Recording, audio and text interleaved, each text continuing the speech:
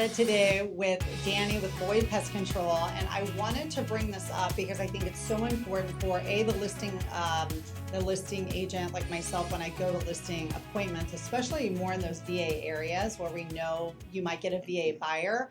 Why it's so important and what we can look for when we do have that initial, consultation or what have you with a seller, and why it's so important to get maybe the conversation going on the termite damage, right? Tell us a little bit different between like a typical buyer and a VA buyer and what that looks like. So like a VA buyer, if you're in an area and you're going to have a listing and you think you may get a VA buyer, they're going to require the Section 1 clearance, and a lot of times they're going to want the Section 2 as well. And I think that's varying nowadays, but they're going to want that. The key thing is the VA buyer, and if it's a pre-78 area, the home is built before 78, there's going to be lead in the paint. So the appraiser is going to be looking for chip paint and chip stucco on the house. The whole house. The whole house, yeah. not just one area. He's going to be looking around during the appraisal. And if something catches his eye, that may be a condition to close as part of the appraisal to take care of that stuff. So if you're an agent and you're going to that listing appointment and you're already thinking, hey, this may go VA, it's good to just kind of get your eyes on that stuff. Maybe have a conversation with your seller, maybe not up front, but at least within a week of getting that appointment, hey, I see we have some chip paint at the house. This is why we may want to address that, or this may come up in the appraisal. Just be ready for that. If there's a big patio cover in the back and it hasn't had a lot of love, maybe you want to get that removed before you list it. Right. Rather than put that on a termite report and it's $10,000 to replace it. Whether we could take it down now, and then you could just, somebody could come and build their own.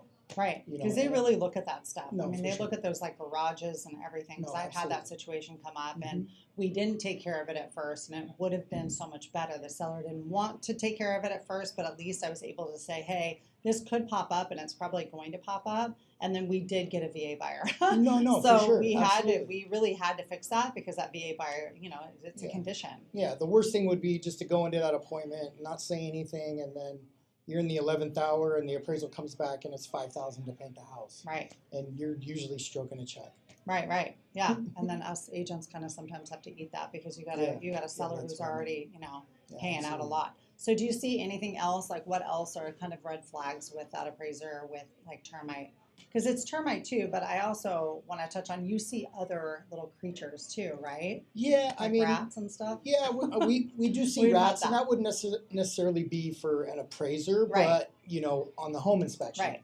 You have a home inspector goes up there, they're seeing rodents in the attic and stuff like that, and most people aren't going to like that. Right. So I go, if I do an inspection, I'll look for that stuff. I can't put it on the report, but I will say, hey, there's some activity up there. You may want to find out what's going on and at least get a bid to get it rectified so you know what that number is. And that could be doing a trap out, removing all the rodents, getting them out of there, maybe disinfecting the attic, taking the insulation out, putting it back.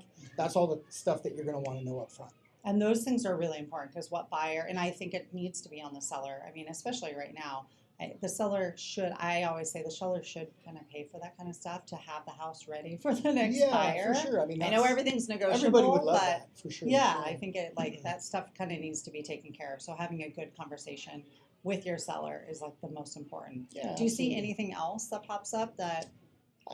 That's basically it during my inspection, whether it be, stucco cracks or stuff like that. That could be leading to other, kind of issues. So maybe if you are taking a listing and you're going to be seeing a lot of stucco cracks on the outside or the doors are kind of off kilter inside, maybe you want to get a home inspection or get a foundation guy out there to take a look so you're in front of all this stuff and not reacting to it on the back end. Yeah, because I keep thinking, I don't even know if you did my inspection at that time, but we had a VA buyer that wanted this house really bad, and the agent was like, yeah, there's nothing wrong with this house. This was my craziest one. And the doors wouldn't close, and I'm like, we have foundation issues here. Sure. And they just totally lied throughout it. And the appraiser came in and totally wrote off it and said everything was fine.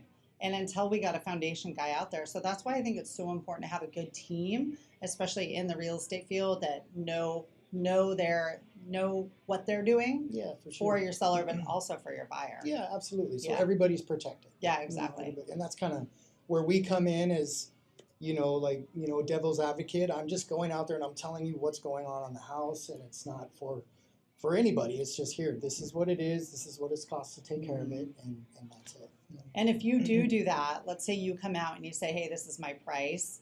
I feel like touching on that a little bit, because I feel like you could bring in 3 different of your competitors, and all you guys have different prices. So what is the big difference of all that? I've said it before, is in the termite industry, unfortunately, you can get 3 inspections on the same house in the same day, and they all vary in price. And it's just hard to say. Some guys are willing to do stuff. Some guys are willing to cut corners. Some guys aren't the cheapest. Some guys are really expensive, and they're looking maybe at everything. It's just hard to say.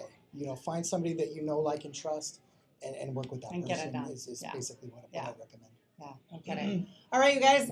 On to the next segment.